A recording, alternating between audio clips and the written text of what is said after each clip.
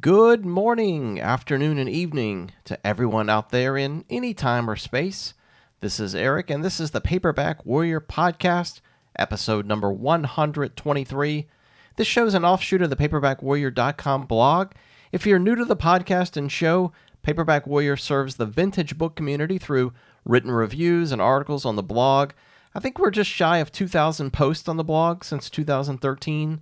The podcast launched in 2019 and has offered features on the lives and literary work of some of the finest pulp, crime fiction, mystery, and science fiction authors of all time, like Edward S. Daniels, Richard Matheson, Ed McBain, John D. MacDonald, Frank Kane, Bruno Fisher, Mickey Spillane. The list goes on and on and on. Here on the podcast, I also provide details on new books being released, reviews of old books, and shopping trips to acquire old books. The YouTube channel's out there capturing all these podcast episodes, plus hundreds and hundreds of short videos about vintage fiction, some exclusives just to the YouTube channel, plus there's shopping trip videos on YouTube that are really popular as well.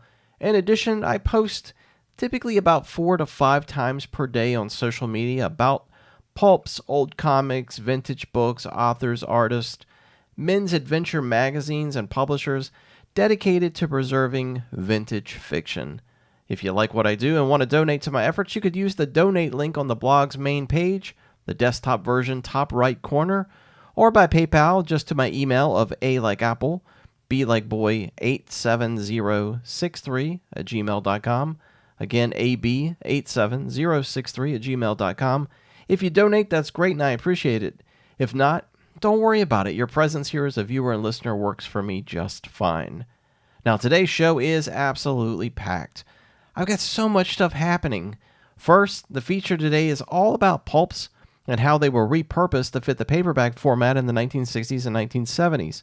I'm going to tell you all about that conversion and highlight some of the most popular paperback pulp books like The Shadow, Doc Savage, The Phantom. It's going to be an amazing thing, trust me. Plus, this month is GarbAugust. That's an event happening this month that booktubers and book communities celebrate. GarbAugust honors some of the trashiest fiction of all time, and I'm going to do my part to highlight 3 terrible books that I'm holding in high regard for this special GarbAugust event. So I'm doing that here today with you, but I've got some announcements before we hit all that and a few other odds and ends to get to. So later this month, I'm having guest Brian Rains on the YouTube channel. His channel is Bad Taste Books, and he reviews young adult vintage books. He reviews old horror novels, men's action adventure stuff. He reads everything. He really does. I've had him on before when we did a review of the Butcher installment, Terror Truckers. The two of us are going to tackle 2 vintage 1990s young adult horror paperbacks, and I'm sure it's going to be awesome. Also, later this month, I'll be back on Nick Anderson's book Graveyard to review another vintage gothic paperback. Last month, I was on his channel to review Hilary Wall's gothic novel, The Shadow Guest.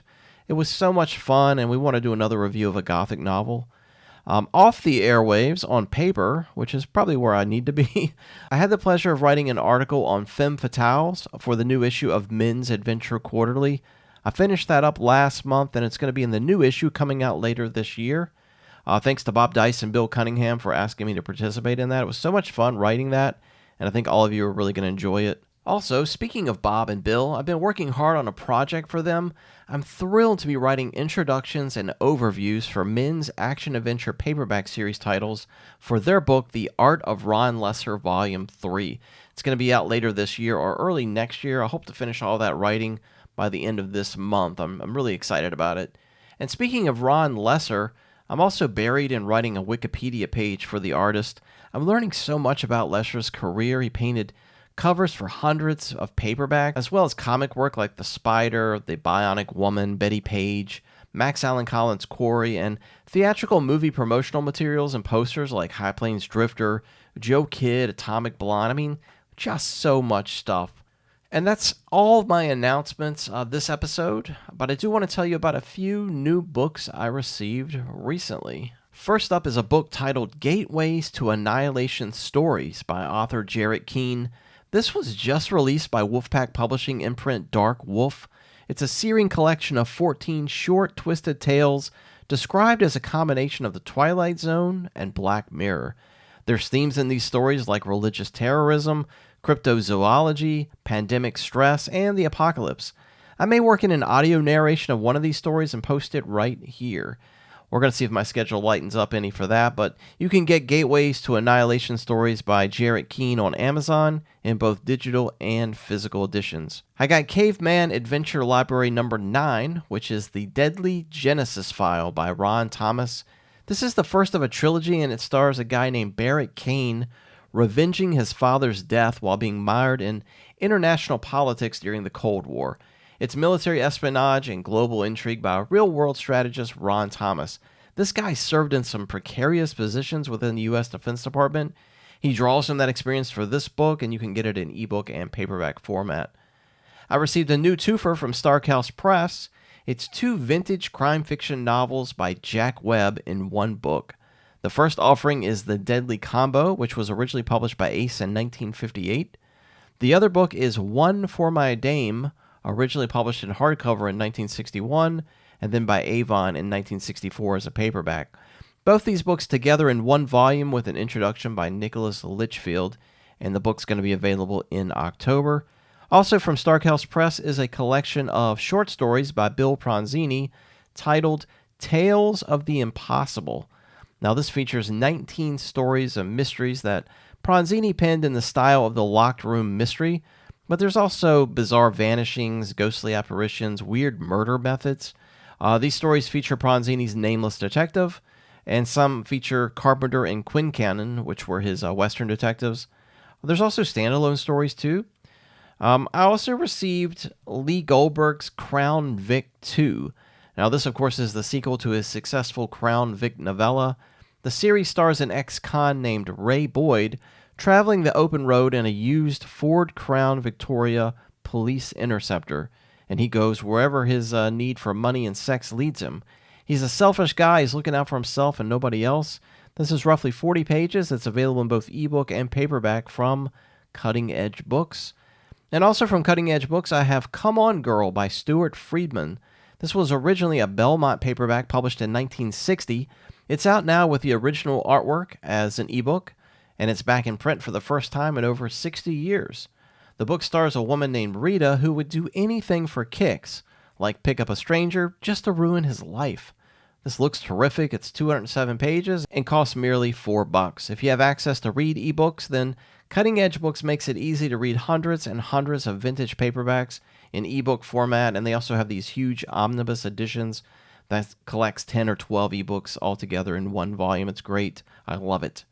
A friend of mine and a contributor to the comments on the Paperback Warrior Facebook page is Ben Guest. He's on there always offering his opinion on various books. He's read quite a bit in his time. He's very knowledgeable about paperbacks. He was kind enough to send me one of Hilary Wall's Homicide North installments. Now, these were books that work as police procedurals, and they were published in the late 1960s, early 1970s. I believe there were 3 Homicide North books total, if memory serves me. He sent me an excellent copy of The Young Prey, which was the series' second installment. It's a Belmont Tower paperback from 1969, and honestly, it looks like it's never even been read before. It's in great condition. All right, and I don't have this book, but I wanted to bring it up here. The author reached out to me to let me know this book was out, and I think this may appeal to some of you crime fiction lovers. This is actually a nonfiction book titled Little Pussy and Long Branch Perfect Together.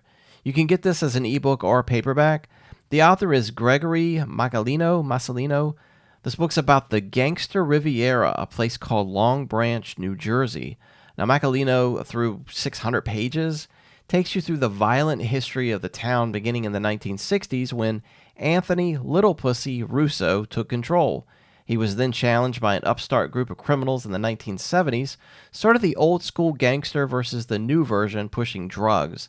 The good citizens of Long Branch witnessed this brutal gang war that erupted on the city streets. Again, this book is called Little Pussy and Long Branch Perfect Together by Gregory Macalino. All right, now that we're finished with all that, how about we jump into today's feature? I'm going to hit the tune you know and love right now.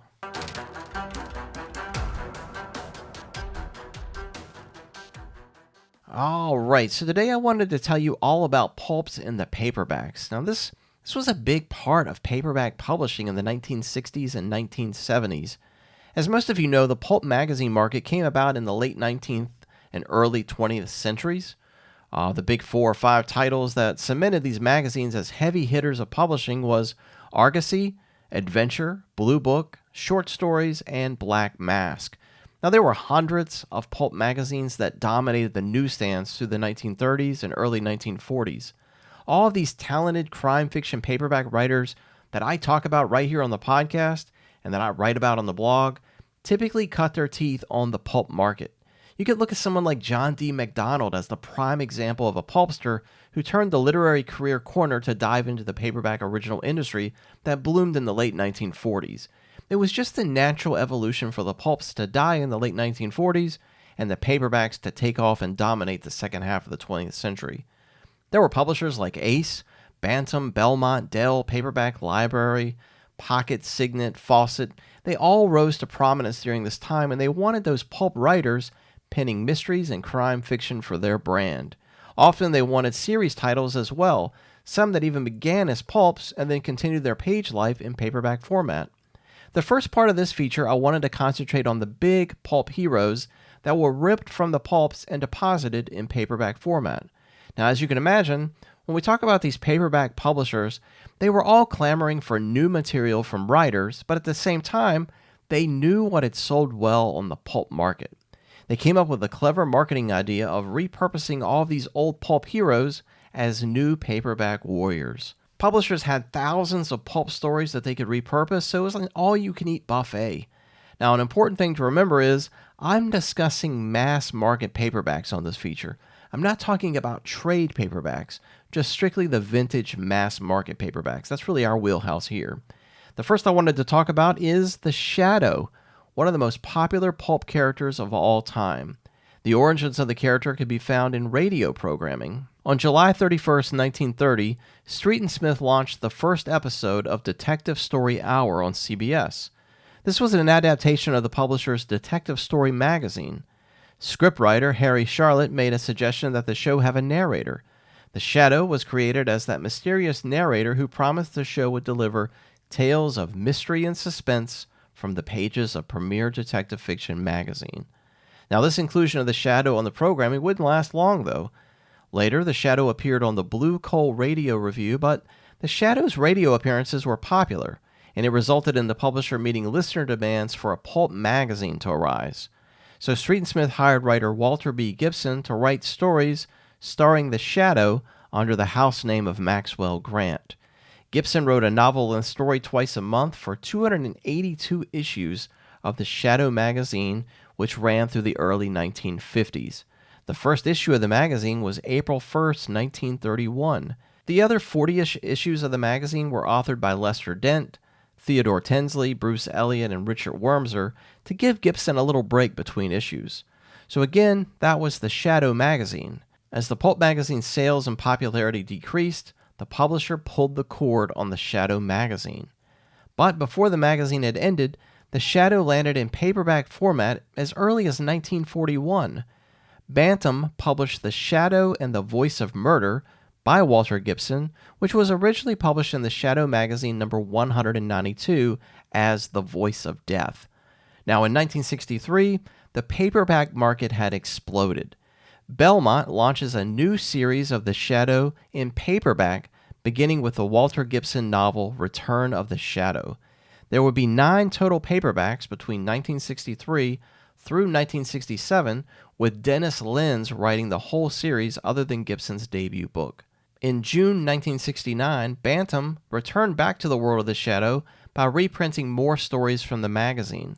They published 7 total paperbacks, with amazing covers by Sandy Cosson and Frank McCarthy through 1970.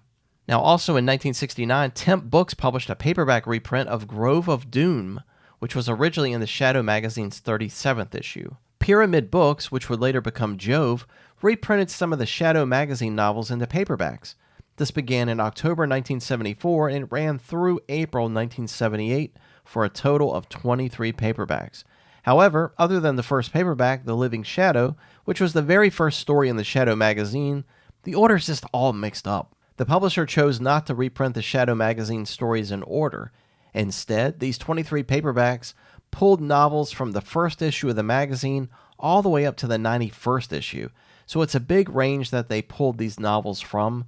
The covers for the paperbacks feature the great artist Jim Steranko, and I believe George Rosin did one of them as well. Now, obviously, when it comes to the Shadow, there are thousands of things to talk about, like the radio programs, the movies, the pulp stories themselves, character skills, purpose. It's a smorgasbord of content that would be better presented in a long feature here on the podcast. Our focus today is just the paperbacks. I touched on Doc Savage way back on episode number 36 of this podcast in 2020. The original Doc Savage magazine was a Street and Smith publication that debuted in March 1933. It was created when publishing executive Henry Ralston and Jim Nanovich wanted to capitalize on the successful The Shadow magazine. Doc Savage magazine sold extremely well and developed into a 181-issue series that ended in the summer of 1949. Lester Dent wrote the majority of these stories, but there was a rotation of writers brought in for these books, like Walter Ryerson Johnson, Lawrence Donovan, Harold Davis, and William Bogart, all using the house name of Kenneth Robinson.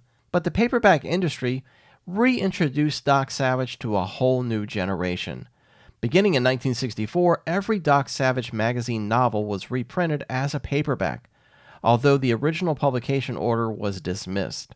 The books featured iconic painted covers by James Bama, although other terrific artists were brought in as well, like Bob Larkin and Boris Vallejo. They painted these covers using Steve Holland as the model. This original run lasted until 1990. All of these were reprints except one book published in 1979 called In Hell Madonna / The Red Spider. This was originally submitted in 1948 by Lester Dent, but was never published up until Bantam's release. Again, that one was called In Hell, Madonna.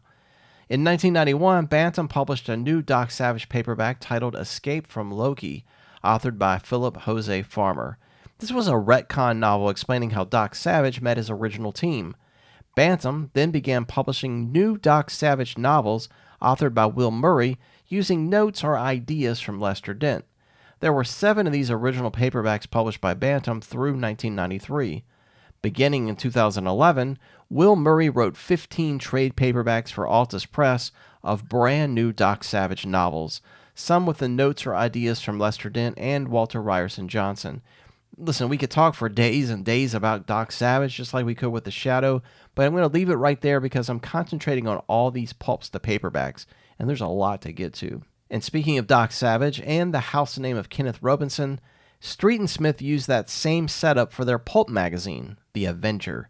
The Street and Smith publication ran from September 1939 through September 1942 for a total of 24 issues. These were all written by Paul Ernst.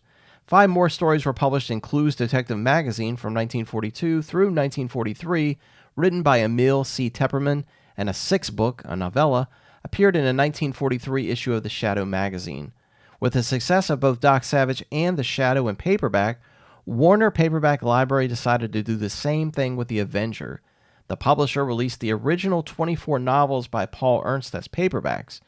These featured painted covers by Peter Carras and George Gross and used Steve Holland as the model.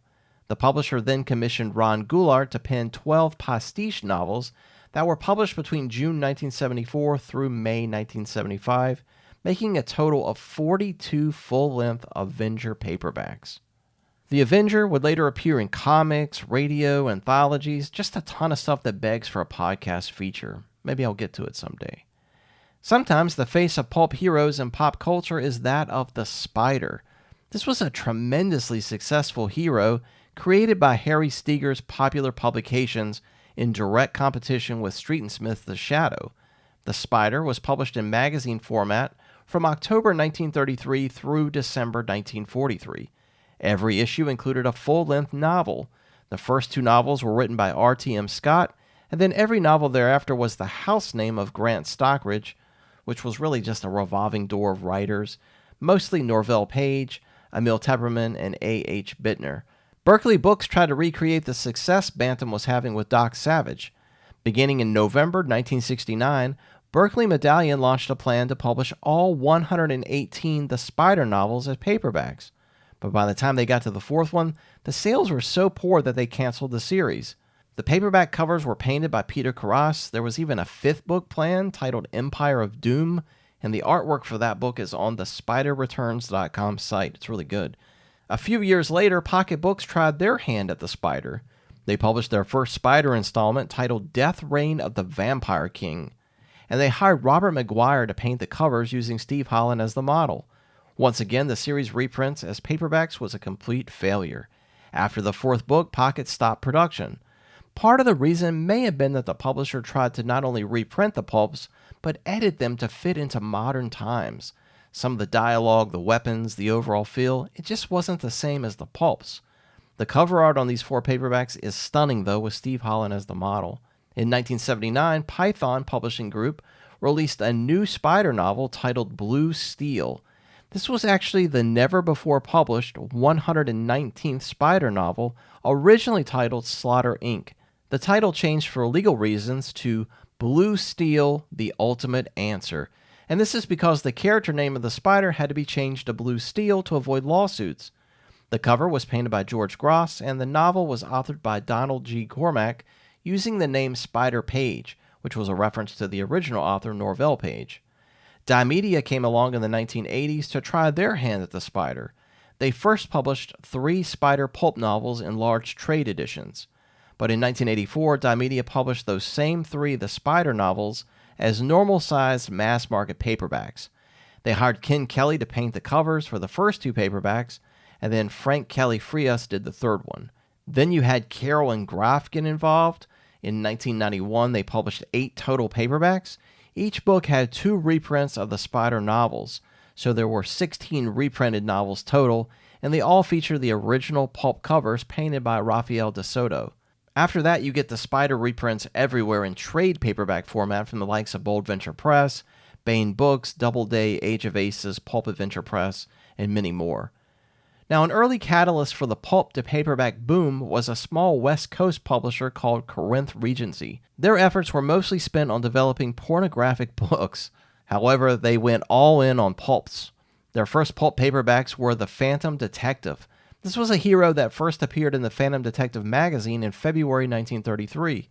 It was immensely successful and ran 170 issues through 1953. The series was published by Ned Pine's Thrilling.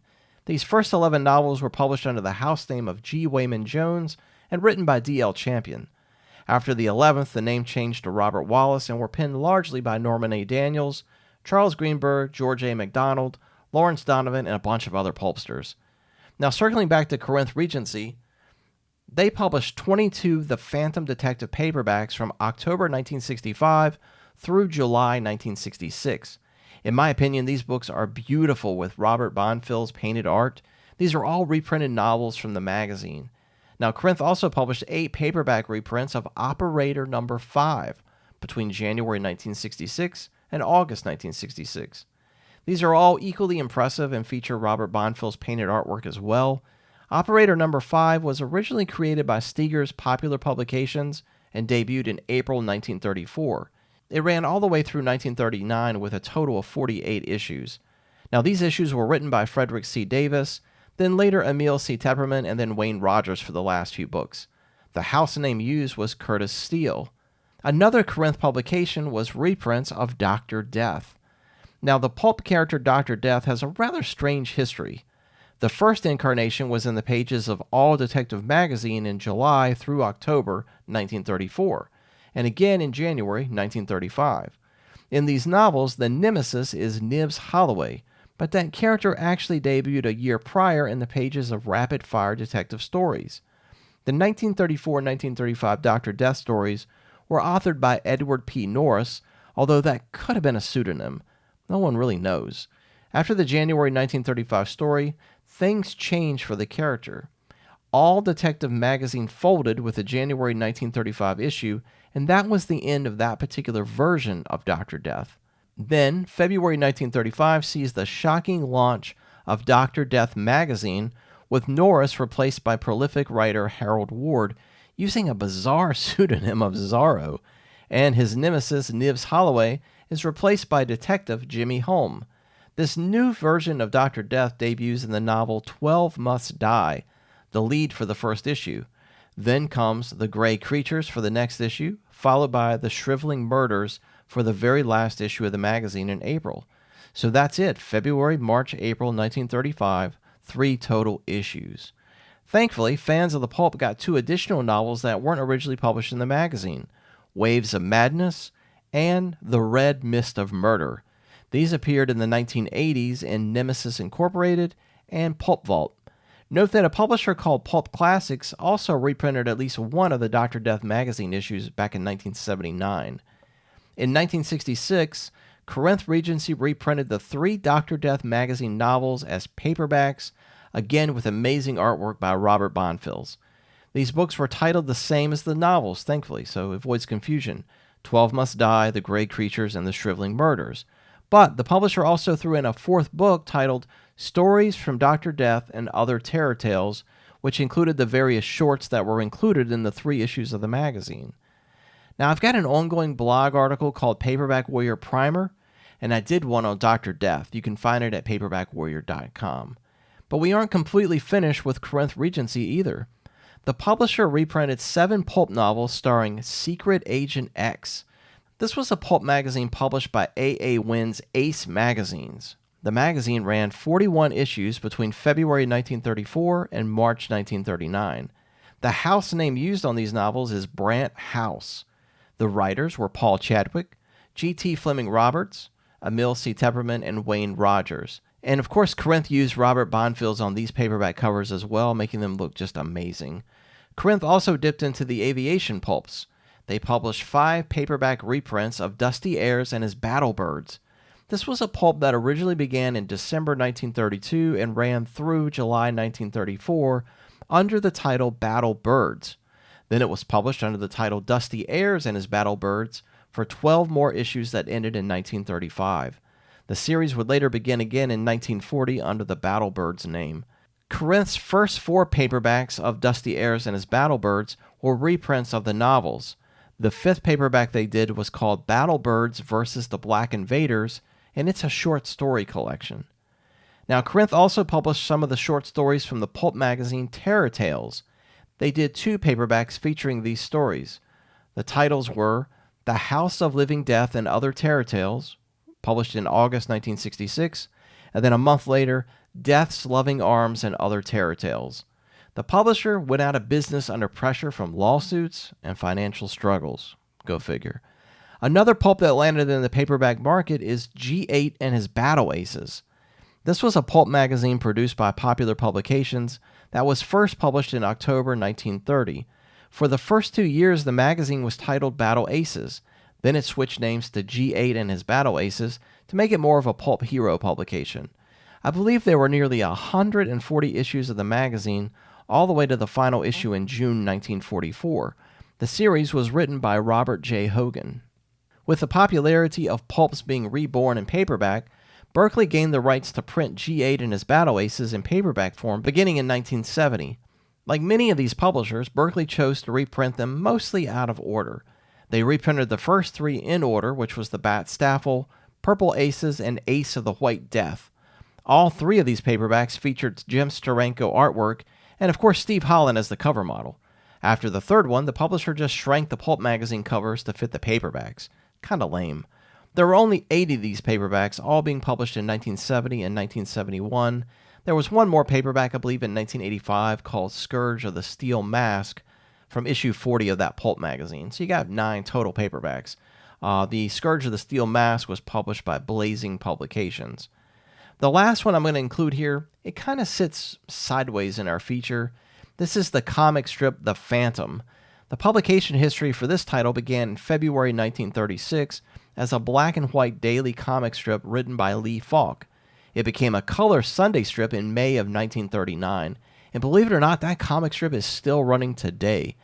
Now, Avon, wanting to get into the heroes and paperback idea, published 15 The Phantom paperbacks from 1972 through 1975. 5 of these were authored by Lee Falk.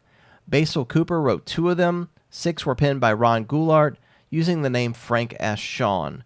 Bruce Cassidy wrote one as Carson Bingham, and Warren Shanahan wrote one as well. There was also a 1996 novel adaptation of the Phantom movie that starred Billy Zane. Now, talking about pulp heroes, there were two larger-than-life characters that hit paperback superstardom. The first is Robert E. Howard's Conan the Cimmerian. This character first appeared in the December 1932 issue of Weird Tales in a story titled The Phoenix on the Sword. This originally featured Cole, but edits were made and it was reworked as a Conan story. Conan would appear in 16 more issues of Weird Tales through 1936. These stories, along with other Howard Conan stories, were published in a series of hardcovers from 1953 through 1955 by Gnome Press. But our focus is on paperbacks. Howard's Conan novel, which was published as a serial Weird Tales, was titled Hour of the Dragon. Gnome Press reprinted it in hardcover in 1950 as Conan the Conqueror. In 1953, Ace published Conan the Conqueror as part of a double, D36, with art by Norman Saunders. This was a paperback. Aside from the Ace paperback, Conan went widely uncirculated from 1936 all the way through 1966. Beginning in 66, a series of events happened between Howard's literary agent, Glenn Lord, L. Sprague de Camp, and Lynn Carter that allowed all of Howard's original Conan stories to become reprinted in paperback form. These original Howard stories were packaged with both DeCamp and Carter's reworking of Howard's unfinished manuscripts and even stories he wrote that didn't even feature Conan. These two authors, which many Conan fans feel were completely inferior to Howard, included these stories in the paperback collections. Some Conan fans are okay with it, others not so much. I can take them or leave them, honestly. I like Lynn Carter's writing for the most part, as disjointed as it might be, but that's a feature for another day. What we have here is a series of 12 total paperbacks published by Lancer and then later Ace featuring Conan. However, of the pulp stories that Howard originally wrote, there's only 9 of these 12 books that have his original stories. The artwork on the paperbacks was created by Boris Vallejo, John Duello, and of course, Frank Frazetta. Robert E. Howard's Solomon Kane hero was also featured in Weird Tales. The first story, Red Shadows, was published in the August 1928 issue. There were 6 more Solomon Kane stories published in Weird Tales through 1932. Like Conan, Solomon Kane goes mostly uncirculated for many decades. There were some hardcover reprints of the Solomon Kane stories in 1968 by Donald M. Grant, and 3 books by Centaur Press from 69 through 71, but for mass market paperbacks, the first one was probably Bantam's 1978 publication, Solomon Kane, Skulls and the Stars, which reprinted many of Howard's Solomon Kane stories. Another Bantam paperback followed, titled Solomon Kane, The Hills of the Dead, in 1979. Baen Books also did a nice collection of these reprinted stories in 1995 as a mass-market paperback edition. Another of Howard's heroes was L. Borak. He was first published in the December 1934 issue of Top Notch and continued for 2 more appearances in Top Notch in 35, then 1 in Complete Stories and Thrilling Adventures in 1936. The character stories were reprinted in paperbacks by Ace, titled Three-Bladed Doom in 79, and that same title by Zebra earlier in 1977. I'm not going to cover any more Howard heroes on this feature because, honestly, there's a ton, but that gives you sort of an idea of the Howard work and how it evolved from pulp to paperback. But the other major hero I wanted to talk about other than Conan today was Tarzan. The jungle hero, authored by Edgar Rice Burroughs, made his debut in the pulp magazine The All Story in October 1912. Tarzan would later appear in pulp magazines like New Story Magazine, All Story Cavalier, All Story Weekly, Blue Book, the glossy magazine Red Book, Argosy, Argosy All Story Weekly, and Liberty. Like Conan, Tarzan's first move from the pulps was to hardcover editions. Like Conan, Tarzan's first move from pulps was to hardcover editions. The paperbacks that most people remember that reprint Tarzan books is that of Ace. Now, Ace did a publishing spree and published a ton of Tarzan novels in the 1960s, thinking that the character and books had fallen into public domain. Edgar Rice Burroughs' estate found out about the Ace publications and quickly stopped production. I believe Ace got 10 paperbacks out, though, beginning in 1962. These are probably the most collectible of the paperbacks because of Frank Frazetta and Roy Crinkle's amazing cover paintings. Now, Ballantine got into it as well. They officially published all of the Tarzan books with fantastic artwork by the likes of Neil Adams, but other paperback publishers did Tarzan pulp reprints too, like Dell, Dover, Signet, and Bantam. In fact, many of Edgar Rice Burroughs' stories and novels were reprinted in paperback from their original pulp appearances. Series titles like John Carter of Mars, or what's referred to as Barsoom, was published in paperback. Same for the Pellucidar series, Caspak, Moon, and Mucker. These are all stories that were originally in the pulps that found new life in the paperback market. So far, what we've talked about are heroes and novels that experienced extreme popularity as pulps. The paperbacks, for the most part, are sort of a complement to the literary legacy. But I wanted to kind of switch it up a little bit and talk about paperback series titles that could be more popular as paperbacks than the pulp version. This part of the feature focuses on paperback series titles that started out in the pulps but over time became way more popular, lucrative, and successful in the paperback format. The first of these is Frank Kane's private detective Johnny Liddell. Before Liddell landed in paperback heaven in the 1950s and 1960s, he was created and starred in the pulp industry. The first Johnny Liddell novel was Murder at Face Value, which was published in Crack Detective Stories in January 1944. There were several Liddell short stories through the 1940s in Crack Detective Stories, but by the time the 1950s roll around, Frank Kane changes his game up. He starts writing brand new Johnny Liddell novels, but as novels that appear in not only hardcover but also paperback. He continues writing novels and short stories for the pulps at the same time, but the pulps have mostly morphed into digest magazines like Manhunt, Saint Detective Magazine, and Mike Shane Mystery Magazine. Frank Kane wrote novels for the paperback market. He wrote shorts for the pulps and digest. Some of his novels were pulp and digest first, then later were reprinted as paperbacks. He was just so versatile, and his agent or publisher or whoever had the power of persuasion that kept him in front of the buying consumer through a lot of different formats, platforms, and contracting. Another private detective that was able to do the same sort of thing was that of Mike Shane.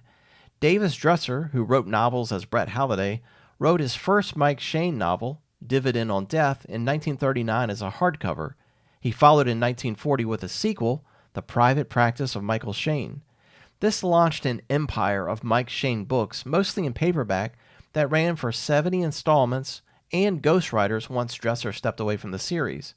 Now, these books were booming, but at the same time, Dresser's hitting the pulp market hard by depositing the same character in those short stories and novels. Mike Shane was in Detective Fiction Weekly, Detective Story Magazine, Black Mask, Thrilling Detective, Master Detective, the list goes on, for 45 more years. So he had 70 books, hundreds of short stories. Davis Dresser knew how to utilize the pulp and paperback market to his advantage. Still, with all those magazine stories, I still feel like his books are probably the most popular and most collectible. A classic in crime fiction and mystery is The Maltese Falcon by Dashiell Hammett. Many fans, scholars, and literary purists cite the book as the essential classic that represents this era of pulp writing. But the book is probably more popular than its pulp predecessor.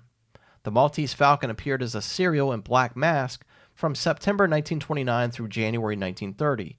It then underwent edits before being published as a hardcover in 1930, and then later in the more populated, circulated paperback editions. Hammett's other popular novels, like The Dane Curse and Red Harvest, began life as serials in Black Mask before becoming widely circulated in hardcover and paperback editions. Listen, I could probably talk for a week straight nonstop on pulps that made it to paperback. Everything from Zane Grey to Louis L'Amour and hundreds of vintage classics that are found in the science fiction paperback aisle that started their trajectory as pulps. I wanted to highlight some of these for you so you'll know which ones are available in paperback, how you can still collect mass market paperbacks that preserve the pulps. While the big trade editions and hardcovers are amazing and are well packaged and presented, I don't know, I still have a fondness for the old vintage paperbacks, and I like to remain in that aisle of the bookshop. I hope you enjoyed this feature on pulps to paperback.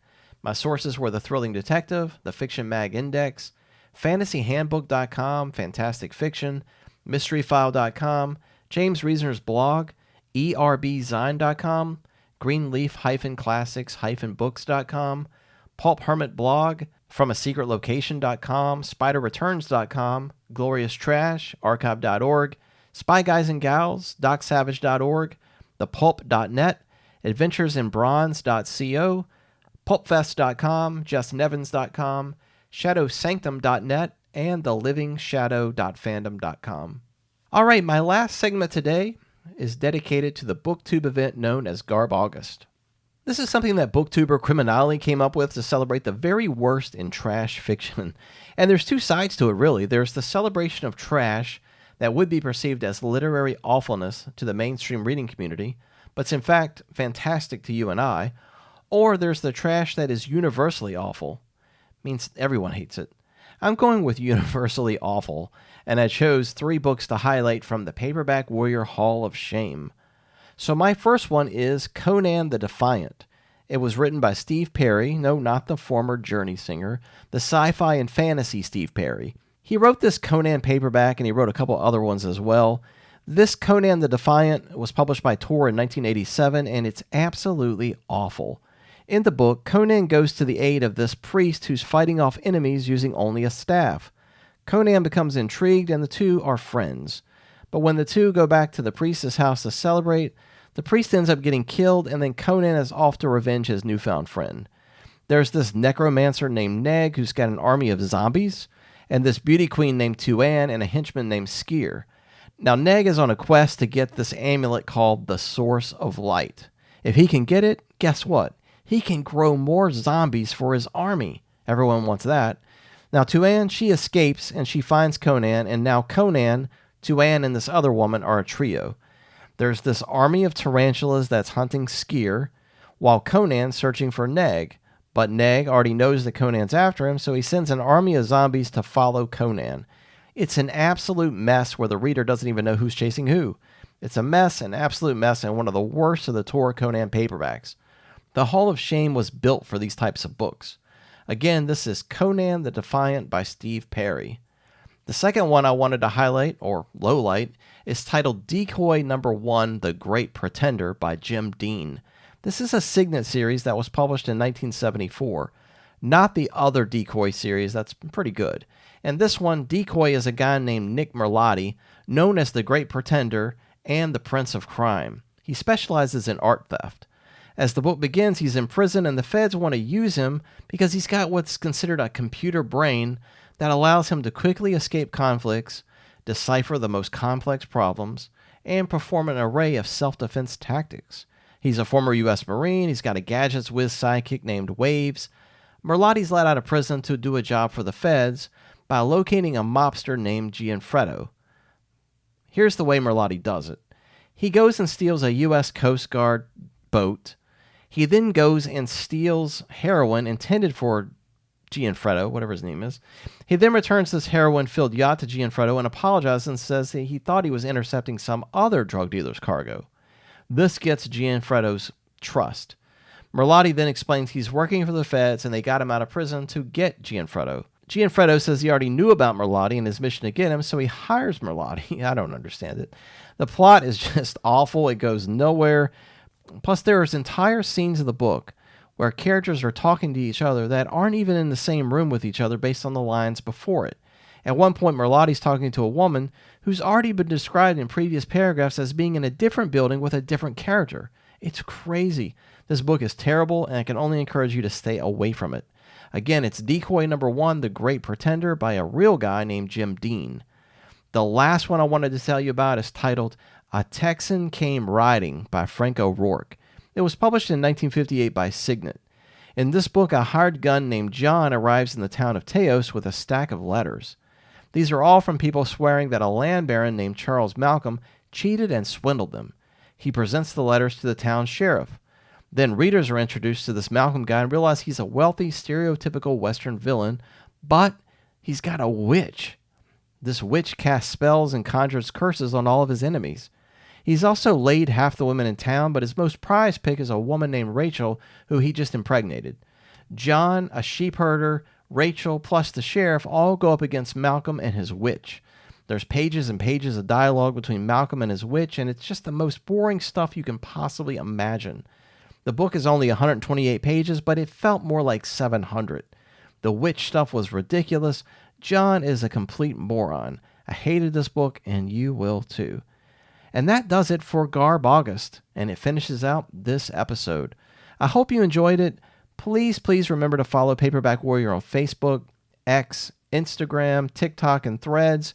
And you can also check out the YouTube channel, subscribe there. You'll find a truck full of videos to keep you occupied for hours on end. There's also playlists there, so you can just go to a playlist and watch shopping videos nonstop if you want. If you're going to buy any of the books that I review on the blog, most reviews have an affiliate link at the very bottom, just leading you to purchase the book on either Amazon or Abe Books. When you use that link, I get a few cents. I'll hit the research trail and write another episode very soon. Thanks for listening to this one. If you're new here, and I advertised at Pulp Fest, so maybe you're new from Pulp Fest and you got the referral, hey, welcome aboard. This is a great show. Subscribe. You'll get new episodes constantly. Go back and listen to the old ones. I'll go ahead and start working on the next episode, and I will talk at you guys next time. Take care, and bye for now.